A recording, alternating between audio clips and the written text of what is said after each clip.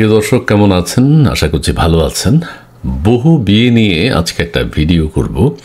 বাংলাদেশে একটা ম্যারেজ সংস্থা আছে, সেটি হচ্ছে আইডিয়াল ম্যারেজ ব্যুরো। সেটার প্রতিষ্ঠাতা হলেন মুফতি মামুনুর রশিদ কাশেমি।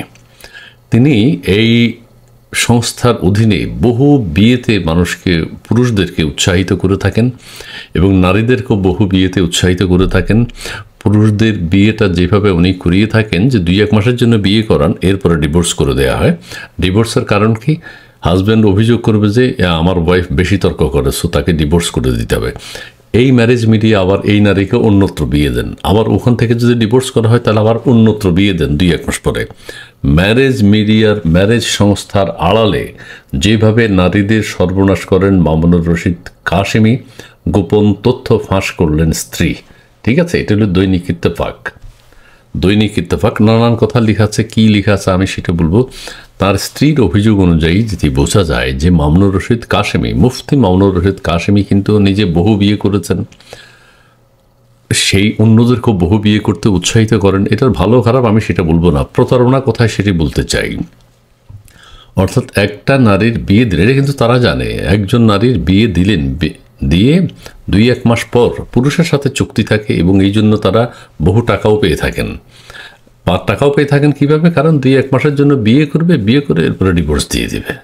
হালাল বিয়ে, হালাল পতিতালয় প্রতিষ্ঠা করেছেন তিনি।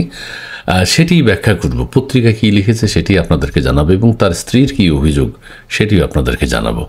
এবং এইটা তো চলতে পারে না, একজন নারীকে বিপদে ফেলা, বিপদগ্রস্ত করা, এটা তো হতে পারে না। বিয়ে হলে বিয়েই হবে, আবার ডিভোর্স কেন? হ্যাঁ, ডিভোর্সের কথা আসে কেন?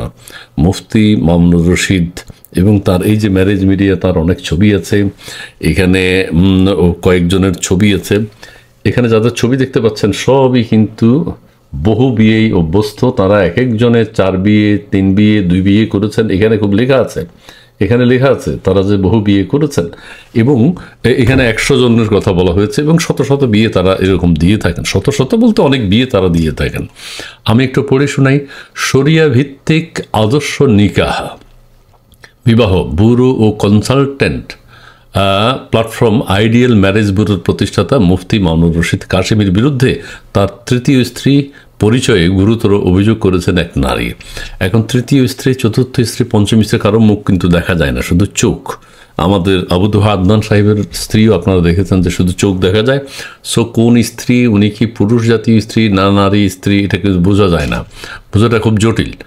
আচ্ছা, পরকীয়া ইস্যুতে ধর্মীয় বক্তা আবু তোহা মোহাম্মদ আদনানের সমালোচনার রেশ না কাটতেই কাশেমির বিরুদ্ধে তামান্না হাতুন নামে ওই নারী অভিযোগ করেন আইডিয়াল ম্যারেজ ব্যুরো নারীদের, শুনুন মনোযোগ দিয়ে শুনবেন, নারীদের 1 মাস 2 মাসের জন্য কন্ট্রাক্টে বিয়ে দেয়। এটা হচ্ছে এই ম্যারেজ মিডিয়ার মূল উদ্দেশ্য, মূল কাজ। মানে বিয়ে দেবে, পুরুষটার সাথে যোগাযোগ থাকবে যে আপনি 1 মাস পরে ডিভোর্স করে দেবেন। ঠিক আছে, এই জন্য তারা মোটা অঙ্কের টাকা পায়। আচ্ছা, দেয় কিছু কিছু বড় লোক, মানে পয়সাওয়ালা ধনী লোক বিয়ে দেয় কার সাথে? ধনী লোকদের সাথে। ধনী লোকদের কাছ থেকে কাশেমি আবার প্রচুর টাকা পান। তারা যখন তাকে ছেড়ে দেয় তখন প্রশ্ন করলে ডিভোর্স করে কেন? প্রশ্ন করলেই বলে এই আমার ওয়াইফ আমার সাথে বেশি তর্ক করে, সো ডিভোর্স করে দিলাম। বউ বেশি তর্ক করে তাই ছেড়ে দিয়েছি। আয় হায় রে, এটা হলো ওদের শর্ত। বৃহস্পতিবার বিকেলে তামান্না হাতুন নামের একটি ফেসবুক আইডি থেকে এই অভিযোগ করা হয়। তার পোস্টটি হুবহু তুলে ধরা হলো। তার পোস্টে তার হাজব্যান্ড সম্পর্কে কি বলেছেন তৃতীয় স্ত্রী সেটি আপনাদের জন্য তুলে ধরছি এখন। মুফতি মামুনুর রশিদ কাশেমির তৃতীয় স্ত্রী। আমি মুফতি মামুনুর রশিদ কাশেমির তৃতীয় স্ত্রী। গত 1 বছর যাবৎ তার সঙ্গে মৌখিকভাবে বিবাহের মাধ্যমে সংসার করি। এই যে আরেকটা, মৌখিকভাবে বিবাহের মাধ্যমে তার সাথে সংসার করি, যে আমি তোমাকে বিয়ে করলাম। 10,000 টাকা কাবিন দিয়ে। এই মুফতি মামুনুর রশিদ কাশেমিকে আপনারা সবাই ভিডিওতে দেখেছেন। আমাদের আরজে নীরবের সাথে একটা ভিডিও তিনি করেছেন। আরজে নীরবও তার বক্তব্যগুলো বেশ স্ব-উৎসাহী শুনেছেন, তিনিও খুব আনন্দ পেয়েছেন। কাশেমিও একদম দেদারসে বলেছে কিভাবে তিনি তার মেয়ে যখন বড় হবে তার শ্বশুরের সাথে তার মেয়েকে বিয়ে দেবেন। অর্থাৎ কাশেমি হবেন শ্বশুরের শ্বশুর। ঠিক আছে, এখন কোন স্ত্রীর কোন মেয়ে সেটা না, তিনি বলছেন আমার মেয়ে যদি বড় হয়, আমার শ্বশুরের সাথে আমার মেয়ে যদি বিয়ে করতে চায়, আমার শ্বশুর যদি বিয়ে করতে চায়, পছন্দ হয়, তাহলে শ্বশুরের কাছে তার মেয়েকে বিয়ে দিবে। হায় হায়, 10,000 টাকা কাবিন দিয়ে, তা নিয়ে আমাদের কোনো সমস্যা নেই, 10,000 টাকা কাবিন ঠিক আছে। Ideal marriage media, ideal marriage bureau IMB এর মাধ্যমে মেয়েদেরকে সংসার দেবে, সেটা ওরা ওয়াদা করে। মেয়েদেরকে প্রলোভন দেখায়, তোমার বিয়ে হচ্ছে না বা বিয়ে হবে, তুমি এখনো বিয়ে করো নাই, তোমার বয়স 23-24 বছর হয়ে গেছে।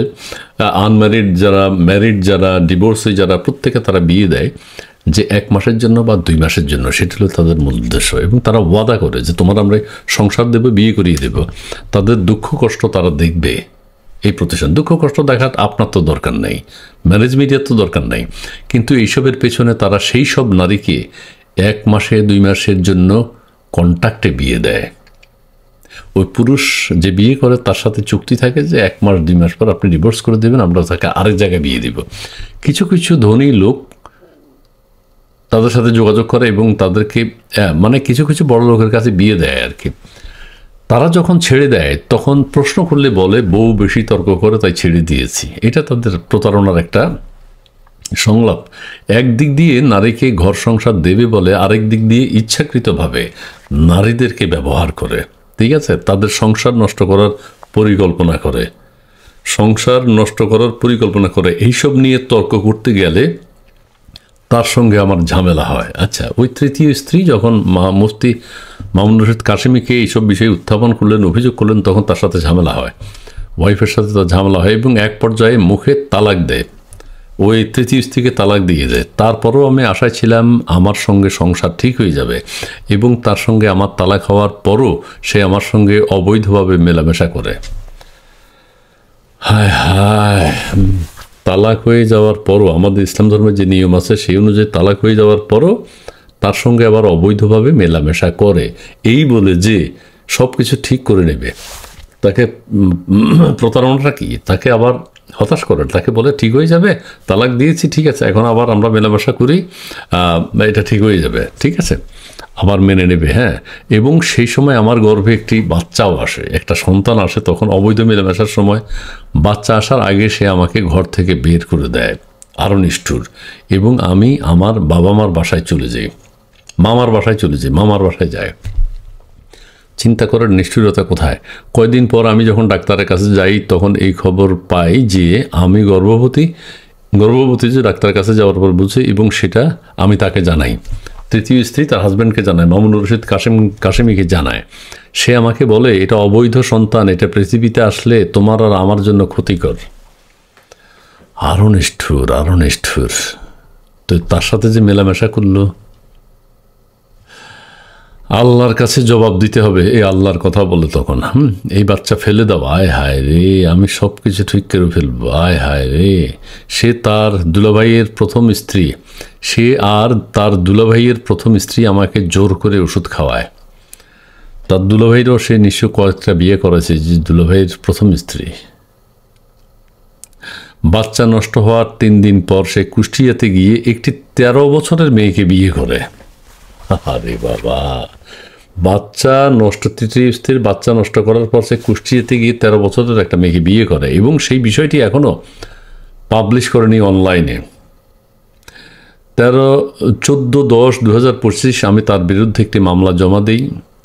আমি আশা করছি এটার ভালো ফলাফল পাব। মামলা করেছে তার তৃতীয় স্ত্রী ইমাম উদ্দিন।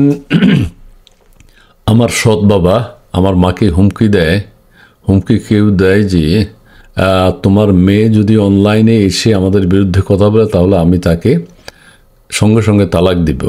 ইমাম উদ্দিন আমার সৎ বাবা, মানে এই তৃতীয় স্ত্রীর সৎ বাবা, আমার মাকে হুমকি দেয় যে তোমার মেয়ে যদি অনলাইনে এসে আমাদের বিরুদ্ধে কথা বলে, মানে উনি ম্যারেজ মিডিয়ার, তাহলে আমি তোমাকে সঙ্গে সঙ্গে তালাক দেব। আপনারা যতটুকু জানেন এই আইডি থেকে সব পজিটিভ পোস্ট করতাম ওদেরকে নিয়ে। এই তৃতীয় স্ত্রী অনেক পজিটিভ পোস্ট করতে এবং অনেক আকৃষ্ট হয়েছে যে এরকম একটা বিয়ে করি, এবং অনেক মা বোন আমার কাছে এসেছে এবং আমার সঙ্গে কথা বলেছে। একটা সময় মনে হতো আমি সব থেকে ভালো কাজের সঙ্গে যুক্ত আছি, কিন্তু এখন মনে হচ্ছে পৃথিবীর সব থেকে নিকৃষ্ট কাজের সঙ্গে আমি যুক্ত আছি বা ছিলাম। আমি চাইলেই আমার জীবন নতুন করে শুরু করতে পারতাম, কিন্তু ওদেরকে না থামাইলে নারীদের সঙ্গে ওরা এইরকমই প্রতারণা করবে। সেই মিথ্যা মামলা, সে যে মিথ্যা মামলা করেছে সেটা নিয়ে আমি বিস্তারিত প্রশাসনের সঙ্গে কথা বলবো। মানে তার মেয়েটার বিরুদ্ধে আবার মিথ্যা মামলা করেছে সে। এর আগে ধর্মীয় বক্তা আবু তোহা আদনানের বিরুদ্ধে পরকীয়ার অভিযোগ করেন তার দ্বিতীয় স্ত্রী সাবিকুন নাহার। তোহা তাকে মারধরও করেন বলে অভিযোগ করেন তিনি। আচ্ছা, যাই হোক, এগুলো নিয়ে লিখেছে। মানে ওই যে মুফতি মামুনুর রশিদ কাশেমের তৃতীয় স্ত্রীর বক্তব্যটা আমি একটু ভুল ত্রুটি সহ পড়ে শোনালাম। তিনি যেটা বলতে চেয়েছেন, এই যে মুফতি মামুনুর রশিদ কাশেমের মূল ব্যবসা হলো নারীদের সাথে প্রতারণা করা, এই দিক সেদিক শুধু বিয়ে করা। এগুলো বুঝবেন কী কারণে বিয়ে করে, এগুলো বুঝবেন। হ্যাঁ, বিয়ে করা এবং অন্যদেরকে বিয়ে উৎসাহিত করা এবং তাদের থেকে ব্যাপক অঙ্কের টাকা হস্তগত করা, এবং তারা শত শত পুরুষকে বিয়ে দিয়েছে, সব ইসলামী মাইন্ডের, সব একদম আফগান স্টাইলের। আচ্ছা, বিয়ে করুক, কেউ যদি সামর্থ্য থাকে করুক, কিন্তু জোর করে এইভাবে বিয়ে উৎসাহিত করা, 4, 5টা 6টা বিয়ে করানো, প্রত্যেকের ছবি তারা দিয়েছে। এবং এই প্রতিষ্ঠানের মূল প্রতারণার কাজটা হলো যেটা তারা করে থাকে, 1 মাস 2 মাসের জন্য কন্ট্রাক্টে বিয়ে দিয়ে তারপর ডিভোর্স হয়ে গেলে আবার তাকে অন্যত্র বিয়ে দেয়। এটা আমি বারবার বলেছি। মানে কেউ কেউ বলছেন এটা একটা মুফতি মামুনুর রশিদ কাশেমের হালাল পতিতালয়। ধন্যবাদ।